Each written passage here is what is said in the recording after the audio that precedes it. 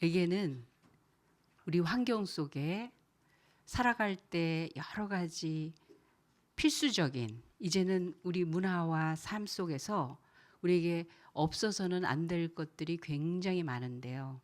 그 중에서 우리한테 참 중요한 그 분야가 뭐냐면 속도가 됐습니다. 속도. 빠르고 정확하고 손쉽고 그리고 많은 것들을 한꺼번에 이룰 수 있기 위해서는 속도가 중요해졌어요. 예, 중요합니다. 그래서 고속도로가 만들어진 거예요. 고속도로는 빨리 가라고 만든 도로예요. 중간에 멈추는 신호등이나 제지하는 게 없어요. 내가 목표로 하는 그 지점까지 고속도로가 깔려 있으면 거기를 달리기만 하면 됩니다. 시간도 절약되고 에너지도 절약되고 왜냐하면 피곤하지 않아요. 거길 걸어서나 아니면 버스나 갈아타면서 여기 갔다 저기 갔다 들러서 가려면요. 시간도 걸리지만 굉장히 피곤합니다. 제가 처음에 신앙생활 할 때 그 목사님이 그런 걸 가르쳐 주셨어요. 멀리 갈 때 꼭 특급 열차를 타라는 거예요. 얼마나 비싼데.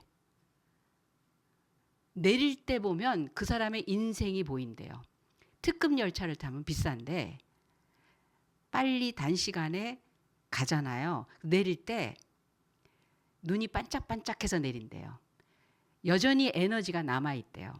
근데 무궁화호 같은 거, 완행열차 싸요. 거기다가 입석까지. 그러면 절약하는 것 같아요. 근데 내릴 때 녹초가 돼가지고 흔들흔들하면서 내린다는 거예요. 특급 열차 타. 거기에 해당되는 것만큼은 필요한 것만큼은 열심히 벌어. 그래야 일을 하는 것도 제대로 일할 수 있고 많이 할 수 있고 그리고 빨리 할 수 있고 쉽게 할 수 있어. 그런 얘기를 하신 적이 있어요. 고속도로는 그런 용도입니다. 일에 효율적이고요. 만나고 싶은 사람 빨리 만날 수 있잖아요. 고속도로로 가면. 여러 가지가 굉장히 유익하고 도움이 되니까 고속도로라는 게 만들어졌어요. 출구로 나가는 것으로 고속도로는 마치게 됩니다. 그러니까 중간에는 멈추지 않습니다. 근데 속도가 정해져 있어서 너무 빠르게도 안 되고 너무 느리게도 안 돼요. 너무 늦으면 고속도로의 의미가 없습니다. 고속도로를 만든 게 아까워요. 그 돈을 가지고 그걸 까는 게 너무 아까워요. 민폐입니다. 그리고 시간은 또 얼마나 많이 걸려요. 늦게 가면. 그 고속도로가 아닌 거죠. 그렇지만 또 너무 빠르면 위험합니다. 자기와 다른 사람들에게 피해가 될 수 있어요. 하나님이 우리에게 주신 삶의 길에서 이 고속도로가 굉장히 중요합니다. 고속도로를 깔아주셨어요. 그게 뭐냐면 살아가는 데 필요한 복이에요. 복. 복은 하나님께서 창조하시고 나서 첫 번째 인간을 만드시자마자 하신 말씀이 복 받으라예요. 복을 명하여.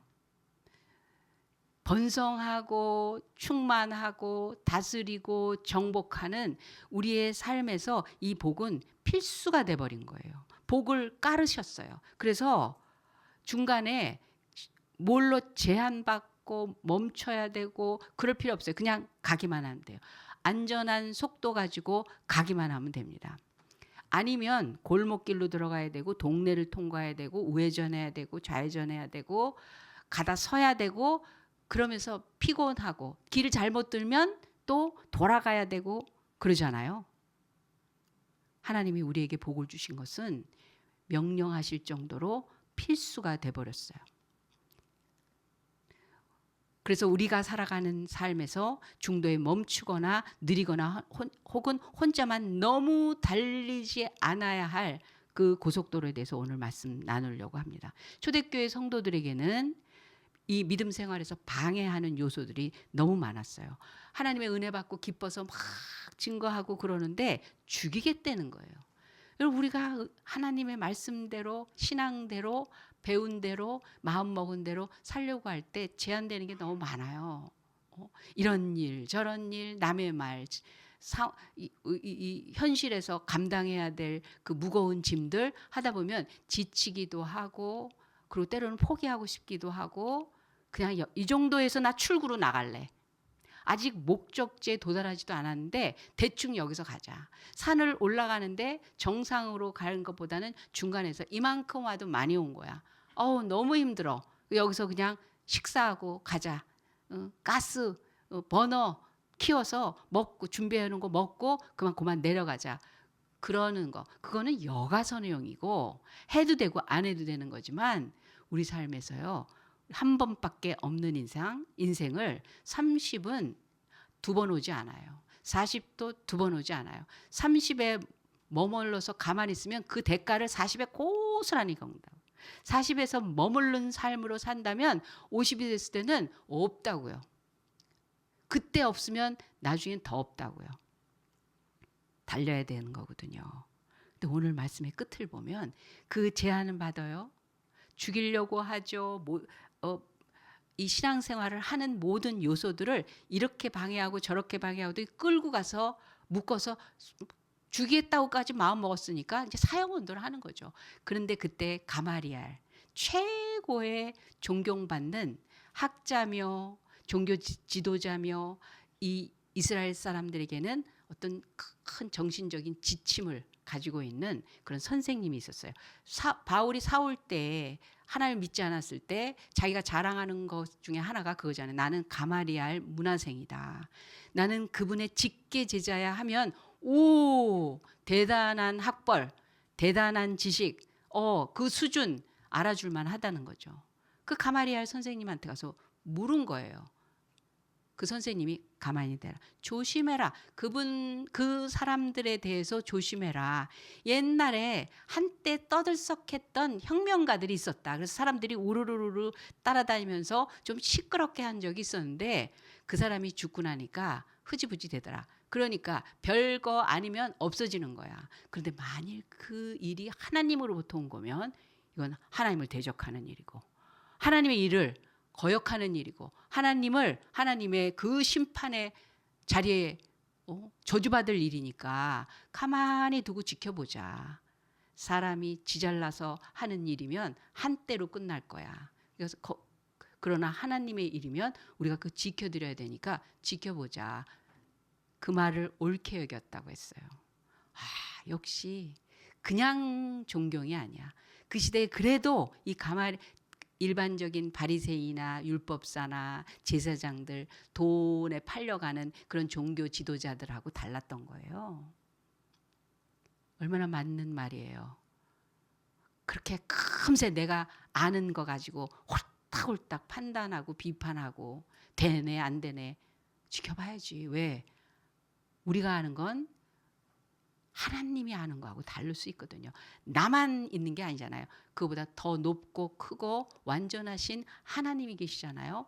그러니까 지켜봐야죠. 물어봐야죠. 그리고 기다려야죠. 그분이 뭐라고 할 때까지. 그래서 옳게 여겼다고 그랬어요. 근데 옳게 여겼는데 결국 어떻게 하느냐 하면 때려요. 옳게 여기면 하나님 말씀에 보면 그들이 옳게 여겨.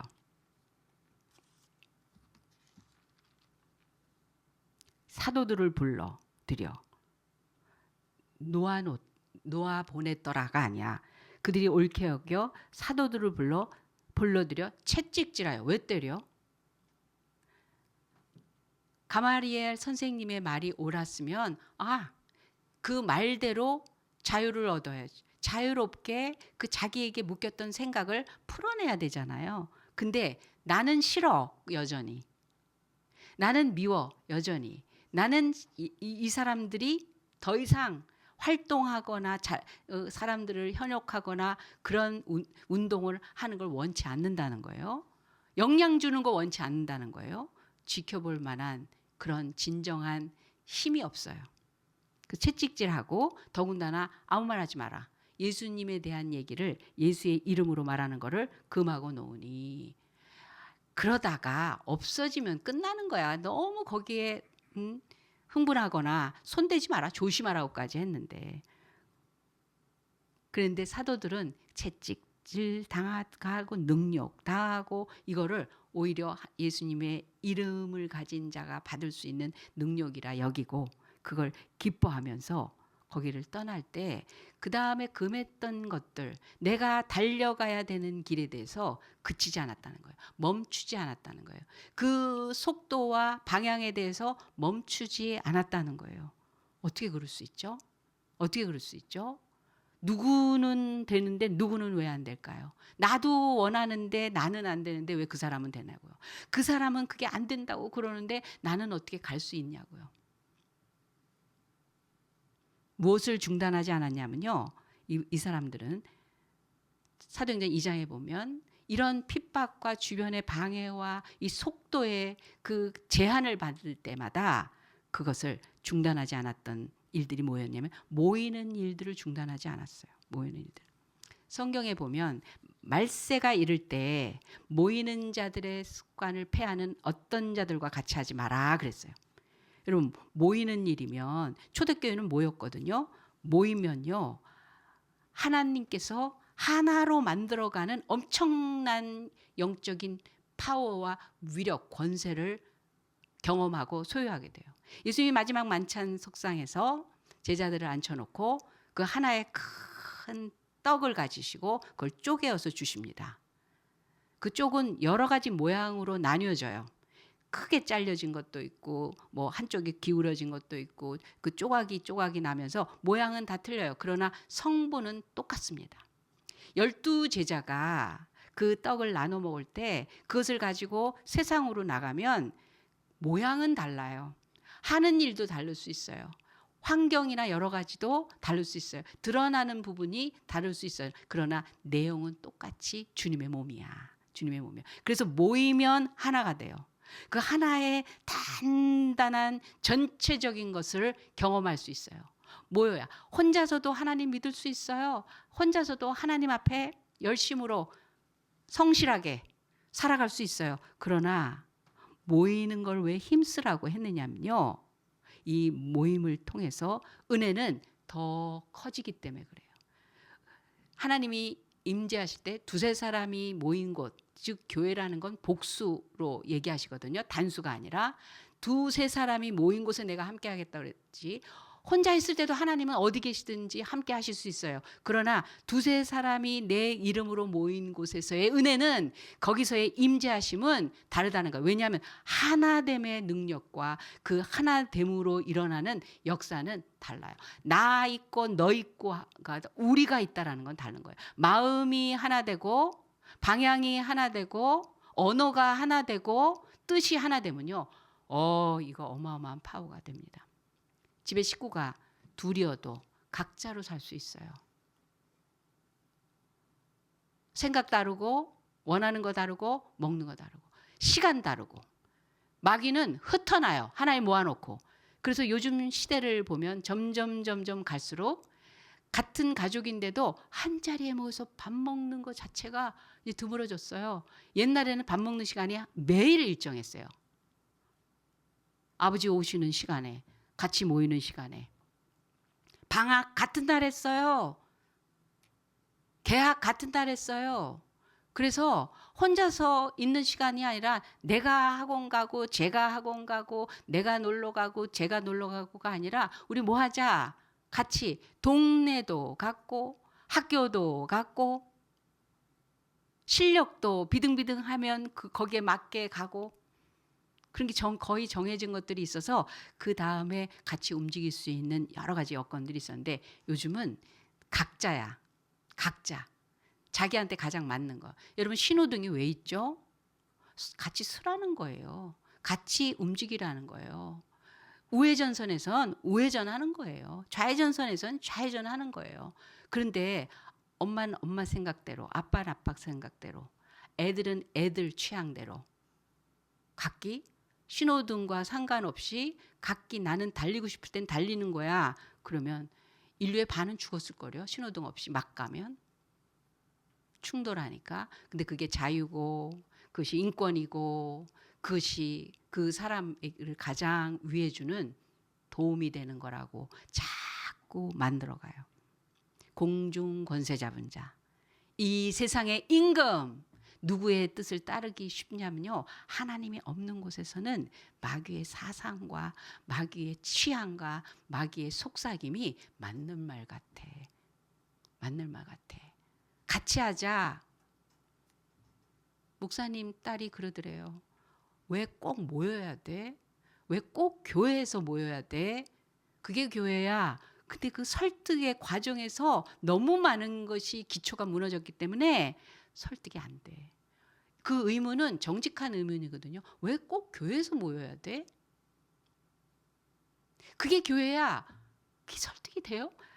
모임에 대한 그 여러 다양한 것이 하나로 막 묶여갈 수 있는 그 속에서 일어나는 역사를 가정에서나 학교에서나 사회에서나 경험해 본 적이 없거든요.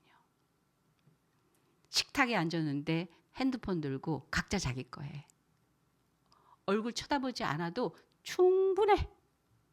말하지 않아도 편해.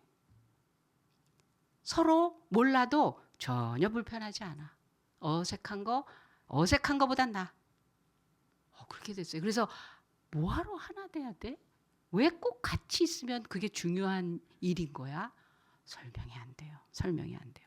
마귀는 착실하게 하나님이 함께 하신다라는 그 경험과 의미 거기에 준비되지 않게 마음을 각자 삭막한 그렇게 만드는 일로 이 사회의 구조를 흘러가게 하는 것입니다. 마귀는 모이지 못하게 해요. 시간적으로 모이지 못하게 하고 마음으로 모이지 못하게 합니다. 모이면 시너지 효과가 나요. 내가 가지고 있는 하나가 저 사람이 갖고 있는 하나와 어떤 사람이 갖고 있는 둘과 모이면 4개가 되는 거야. 4개를 같이 나누는 거예요. 이 집에서 갖고 오는 음식하고 저 집에서 갖고 오는 음식 같이 모여 있으면 나는 하나밖에 먹을 길이 없었는데 다 같이 모이니까 10개를 먹게 되는 거예요. 하나님의 진리의 방식입니다. 은혜는 그냥 매일 내가 받으면 된다가 아니에요. 모이면 은혜가 은혜되어지고 은혜 받는 확률과 비율이 높아지게 되는 거예요. 왜냐하면 하나님이 그렇게 하시기 때문에 그렇습니다. 그래서 이들은 모이는 것을 중단할 수가 없었어요. 기도를 중단하지 않았어요. 두 번째. 마가다락방에서 모여서 기도했어요. 베드로와 요한은 성전에 오후 3시에는 꼬박꼬박 기도하러 갔어요. 그런데 미문에 아름다운 문이라는 이름이에요. 지금도 있어요. 예루살렘에 가면 그 미문 앞에 있던 안진뱅이를 일으켜서 찬양하며 기뻐 뛰게 만들었어요. 기도는 능력을 발휘하게 합니다. 고넬료라는 백부장이 로마에서 파송됐어요. 이스라엘에. 군사 장군이니까 지키는 거죠. 그 로마로 통치를 하는 거죠. 그런데 이스라엘 사람들에게서 신의 음성을 듣게 된 거예요. 신의 이야기를 듣게 된 거예요. 하나님이라는 분에 대한 감동이 생긴 거예요. 그러니까 회당을 세워주고 그리고 구제를 많이 하고 그 문화와 풍속과 그 종교성을 자기 걸로 만들어가는 거죠. 그러나 영접하지는 않았어요. 구원의 자리에 있어 본 적이 없어요. 그런데 기도까지 하는 거예요. 하나님이시여 이러면서 기도하는 거예요. 그래요. 교회 바깥에서도 잘 모르지만 나도 하나님 믿어 그러면서 기도 부탁하는 사람 있고요. 의지하려고 하는 사람 있고요. 그리고 때때로 무슨 뭐 정기적인 종교 생활은 못해도 하나님 하는 마음을 가진 사람이 있어요. 그러니까 그분들은 꼭 우리는 데리고 와야 돼. 왜?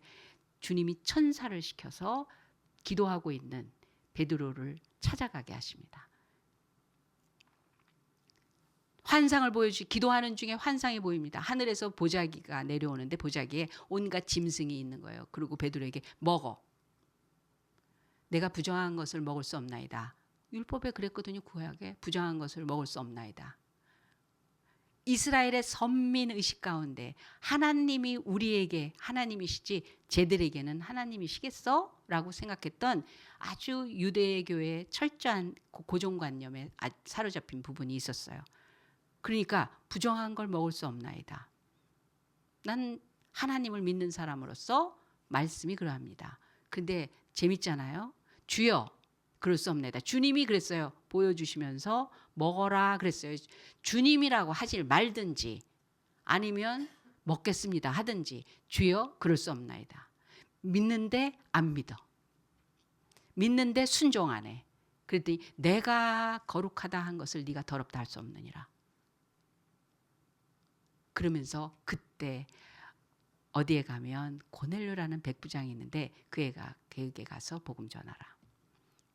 그 환상과 하나님의 음성을 듣자마자 똑똑똑 누가 밑에서 고넬료에게서 보냄받은 하인이 와서 우리 주인이 선생님을 청하더이다. 왜? 고넬료는 이미 하나님 앞에 그런 메시지를 받았거든. 어디 가서 베드로라는 사도를 데리고 와서 말씀 들어라. 기도하는 중에 다 기도하는 중에 그래서 가서 이방인에게도 하나님께서 이렇게 복음을 전하시는 구원의 역사가 있음을 내가 이제 알았도다. 그래서 자기가 올 일가 친척 다 모여놓고 말씀 듣고 전부가 예수님 믿는 가문이 된 이야기가 나옵니다. 기도 중에 하나님의 역사를 경험하는 일이 벌어진 거예요. 마귀는 기도 없이 하래요. 성경 공부도 하고 봉사도 하고 그저 열심히 따라다니고 그래요. 여러분 졸려지기 시작합니다. 진정 하나님과의 소통과 교제와 그 세계에서 들락날락하면서 하나님 세계에 있던 것들이 내게서 찾아지고 경험되고 보고 듣고 하는 그 자리가 없으면요 졸려요. 힘이 들어요. 공기가 없으면 하품 나오듯이. 뇌에서 산소를 못 받으니까 노곤해지는 거예요. 그건 잠이 부족해서 졸린 게 아니에요. 뇌가 깨워지지 않으니까 생생해지지가 않으니까 이렇게 기절하는 거죠. 산소가 없을 때 그렇게 하듯이 호흡을 못하는 심령에는 속도가 붙지 않고 기쁨과 평안이 없어집니다. 그래서 마귀는 또 이런 짓을 해요. 기도할 새가 없게 해서요. 말세에 다니엘에게 말씀해 주셨어요. 굉장히 속도가 빠르게 분주할 거다. 저들이 왕래를 속히 하며 막 왔다 갔다 하는 일이 된다는 거예요. 그게 마지막에 일어나는 사건이라는 거예요. 분주하면 가운데서 가장 우리한테 피해가 오는 게 뭐냐면 기도할 새가 없다는 거예요. 기도가 중단되는 거예요. 그런데 초대교회는 기도를 멈추지 않았어요. 그치지 아니하니라. 그리고 가르치는 일과 전도하는 일을 그치지 아니하니라 그랬어요. 예수님이 그리스도라는 그 일에 대해서 알아버렸는데 혼자 있지 않아요. 가르쳐요. 우리가 성경 공부 얘기하면서 가르치기 위한 거라고 했잖아요. 나누기 위한 거라고 했잖아요. 전해주기 위한 거를 가이드하기 위한 거라죠. 주기 위한 거라고 했잖아요. 그래서 잘 배우자는 거예요.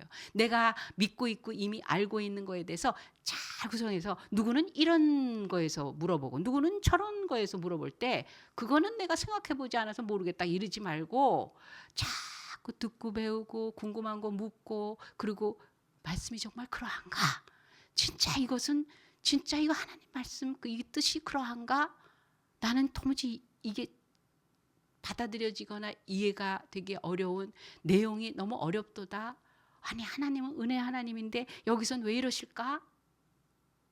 우리 못 받아들일 만한 하나님을 안 믿겠다가 아니라 하나님 받아들이려고 해도 우리가 소화할 수 없는 딱딱한 음식 같은 것들이 많이 있어요. 그걸 갖고 씨름을 하는 거죠. 하박국이 그래서 씨름했어요. 주여, 의로운 주의 백성들을 이렇게까지 하실 필요가 뭐가 있을까요? 사랑의 하나님께서 우리를 언제까지 이루실 겁니까? 궁금했던 거예요. 하나님을 의문하는 게 아니에요. 욥도 그렇게 계속 의문을 갖는 거예요. 내 좋으신 하나님이 왜 이러실까? 이 말씀이 그러한가? 그래야 시험 들 수도 있고 포기할 수도 있고 정말 하나님에 대한 분노나 뭐 화가 나잖아요. 너무 하시는 것 같은 때가 얼마나 있어요. 살다 보면. 그럴 때 포기해요. 적당히 거리 두고 살자 하나님과. 그러면 고속도로 로컬로 가는 거예요. 골목길로 가겠다는 거예요. 목적지에 도달하려면 평생 가야 가나안이 안 나오는 거예요. 열심히 달리지만. 근데 가르치는 일과 전도하는 일을 중단하지 않았어요. 날마다 전도했어요. 전도하니까 능력이 생기는 거예요. 많은 사람을 살리다 보니까 내가 더 살아나는 거예요. 교회가 부흥되는 거예요. 집이 부흥되는 거예요. 내 삶이 부흥되는 거예요. 중단 없는, 멈추지 않는, 그치지 않는 이 고속도로의 길을 누가 깔아요? 하나님이 깔아주시는 거예요. 그러면 어떻게 진입하죠? 이 고속도로를 우리가 어떻게 진입해 가죠? 하나님 복이 그 깔려 있는 복이 내 인생에서 내 앞에서 쫙 열리는 거 어떻게 하죠? 여러분 복이라고 얘기했죠. 복이 깔려야 된다고 했죠. 복이라는 말의 원어가 바라크라고 해서 이거 창조예요. 헬라 말로는 좋은 말을 하다가 유로기아라는 뜻 말로 유는 좋은 거고 로기아는 말이래요. 좋은 말을 하다가 복이래요. 즉 하나님께서 있으라 말씀하실 때 복이 쫙 열리는 거예요. 복을 까시는 거예요. 깔아놓으신 거예요. 고속도로를 열어놓으시는 거예요. 복 있는 자는 오만한 자의 자리에 앉지 않는다고 했어요. 교만한 자와 함께하지 않는다고 했어요. 주야로 율법을 묵상하는 자로다고 했어요. 하나님을 향해서 똑바로 걷는 자들이라는 뜻이에요. 시편에서의 복은. 즉 하나님께서 주신 말씀이 내 영혼을 지배하기 시작하면, 채워지기 시작하면 그때부터 고속도로예요. 달려갈 수 있는 속도의 그 정해주신 그 속도 안에서 멈출 수 없는, 끝까지 달릴 수 있는 모든 것들이 제대로 굴러가게 하는 그런 은혜를 하나님께서 주신다는 거예요. 그게 고속도로로 들어가는 거예요. 누구에게, 언제 누구에게 어떻게 이 고속도로가 우리에게 열리나, 복을 주시나 찾아봤더니 하나님께서 창조하신 그것에서 우리를 다시 창조의 길로 인도하시는 그것은 성경에 있는 인물들 보니까 여러분 세례 요한이 하나님의 음성을 듣고 그 삶에서 자기의 존재가 여기에 왜 있고 어디까지 가야 되는가, 방해가 얼마나 많고 두려운 일이 얼마나 많았어요. 멈추지 않고 쭉 하면서 이 세상에서 난 자 가운데 세례 요한만큼 큰 자가 없도다 하는 칭찬까지 받았어요. 하나님이 높이실 때 예수님처럼 예언받아서 나온 자는 세례 요한이에요. 엘리사벳 사가랴한테. 그러면서 이 세상에서 태어난 사람 가운데 세례 요한만큼 큰 자가 없도다. 그러나 천국에서는 저가 제일 작은 자로다. 구원받은 우리가 세례 요한이 부러워하는 그런 대상이라고 얘기하셨어요. 어떻게 그렇게 갈 수가 있었죠? 왕이 있고 높은 자가 있고 모든 현대의 최고의 것을 누리고 소유한 자들에게 임하시지 않고 빈들에서 역청과 메뚜기를 먹으며 자기에게 주어진 뜻을 하나님을 바라보고 하나님에게 듣고자 하는 그 사람에게 하나님의 말씀이, 그 복이 내리기 시작했어요. 모세가 궁중에 있을 땐 하나님이 음성 주시지 않았어요. 그 길이 복된 길 같았지만 거기서 뛰쳐나왔어요. 자기 백성을 살려보겠다고 열심히 힘을 다해서, 그리고 살인을 했어요. 하나님 음성 없어요. 광야로 나가요. 도망을 가버려요. 광야에서 40년 있는 동안에 그걸 거치고 나니까 하나님의 소리가 들리기 시작합니다. 오병이요, 빈들에서 내려졌어요. 기적이 빈들에 있습니다.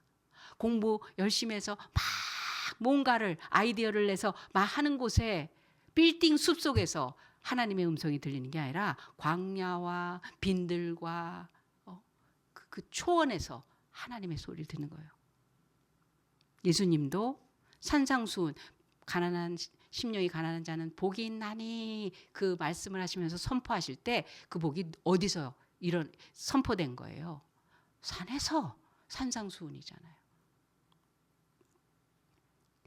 왜 빈들과 광야여야 되고 산이어야 됩니까? 거기에는 인간의 소리가, 인간의 업적이나 인간이 자랑할 만한 지식이나 인간 그게 아니라 오직 영원하신 하나님을 바라보는 곳이기 때문에 그렇습니다. 지금 우리 여기 뭐예요? 화분에다가 야채 심었잖아요. 텃밭 만들었잖아요. 상추 뜯다가 제가 비가 하도 와서 잊어버렸어요. 그랬더니 상추가 화가 난 것 같아. 하고 올라온 거 있죠. 막 매일 뜯다가 어쩜 그렇게 많아요. 방울토마토 빨간 것이 그냥 막 열려요. 지금 이제 펄했던 게 또 매일 보니까 빨개진 거예요. 그런데 그 작은 야채라고 해야 되나요? 뭐라고 해야 되죠? 채소 야채나 채소나 그 채소 요만큼 만들어서 놔서 스쳐 지나가면서 눈여겨보지 않을 수 있어요. 근데 그걸 계속 보면서 그걸 따면서 하다 보니까요. 종아가 물 준 거밖에 없어. 물만 먹었어. 물이 그 흙 속으로 들어갔더니 뿌리가 물을 가지고 양분을 쫙 빨아올려요. 그리고 그걸 싹을 내서 위로 자꾸 보내니까 그냥 기를 쓰고 받아서 잎사귀, 꽃, 그리고 방울방울 막 맺어가는 거. 물밖에 할 게 없는데 얼마나 신비로워요. 하나님의 창조의 원리가 너무 기가 막히지 않아요? 우리 왜 깨를 쓰죠? 물 먹으면 되는데. 이 자연은요, 우리를 가장 건강하게, 가장 사람답게, 가장 회복, 치료하는 그런 하나님의 터치와 손길이 있어요. 여러분, 애들이 방울토마토는 어떻게 맺히냐고 그러면요, 마트에 있다고 그래요. 마트에 있다고 그러지. 하나님 물 먹고 하나님께서 우리에게 주신 많은 그 은혜와 축복의 손길이라고까지 느끼지 않아요. 몰라요. 왜? 빌딩 숲에서 살기 때문에. 빈들과 광야의 그 자리를 가본 적이 없기 때문에 거기서 하나님을 경험하는 실력을 배우는 곳인데, 창조의 역사를 이루시는 하나님의 손길을 배우는 곳인데, 다윗은 막내 아들이었어요. 그래서 원래 막내들은 집에서 놀아요.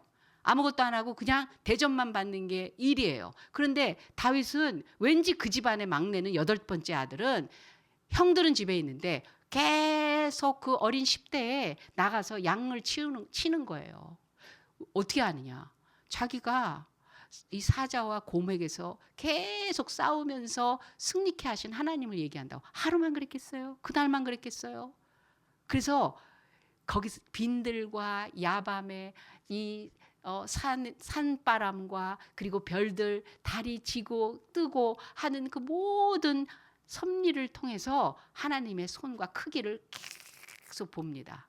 인생은 누가 하고 있는 일하고 계시는 건지, 내가 여기 왜 있는지, 사람들이 결정한 것들 가지고는 이렇게 될 수 없다라는 거. 아무리 크고 높은 소리를 외치고 난리치더라도 그거가 아니라는 거. 그거 외에 더 크고 더 어마어마한 것들을 계속 먹었던 거예요. 그러니까 골리앗 앞에서 담대하게 나오는 거죠. 우리에게 광야가 있어야 돼요. 들판이 있어야 돼요. 아무도 없는 그리고 볼거리, 그리고 내기, 이게 아니라 바람소리, 그리고 청한 그 또 다른 그거를 움직이는 그분의 소리, 그리고 맑은 눈이 필요해요. 하나님을 볼 수 있는 맑은 눈. 와, 여기 있다. 와, 여기 있다. 사람이 한 거 얼마나 로켓 쏴 올리고 뭐 어디에 쉽게 빨리 갈 수 있고 날아가고 뭐 사람이 이 정도로 대단하다. 그런 소리가 아닌 하나님이 하시는 일들과 하나님이 보이는 그런 곳. 그래서 광야에서 귀가 이만해져 가지고 그 열린 귀로 하나님의 복의 소리를 듣는 사람이, 그때부터 고속도로가 열립니다. 달릴 수 있게 하십니다. 머무르면, 주저앉으면, 중단하면 묵은 밭입니다. 묵은 밭은요, 뭘 심어도요 안 나요. 이 장닭은요, 그렇게 고급을 먹여도 알을 못 낳아요. 죽을 날만 기다리는 게 되는 거예요. 우리 달려야 돼요. 계속 달릴 수 있어요. 계속 달리면 뭐예요? 푸른 초장. 영원히 살게 하시는 푸른 초장까지 갈 수 있습니다. 하나님께서 우리에게 들판을 주실 때, 광야를 주실 때, 그때 마음껏 영의 생명을, 하나님의 소리를, 그리고 우리에게 열어놓으신 하나님의 축복을, 그걸 받는 시간이라 여기고, 그거는 필수로 우리가 찾아야 됩니다. 기도가 광야의 자리예요. 하나님을 깊이 묵상하고 하나님과 씨름하는 것이 우리 들판이에요. 거기서 거듭나야 되는, 새로워져야 되는, 치료받는 그 자리가, 우리가 고속도로가 더 확확 이제 2차선이 4차선이 되고 6차선으로 넓혀져 가는 그런 시간입니다. 멈출 수 없는, 중단되지 않는 믿음으로 하나님이 끝까지 달리라고 하실 때 열심히 달려가는 저와 여러분 되시기 바랍니다. 기도하겠습니다. 하나님 아버지, 감사합니다.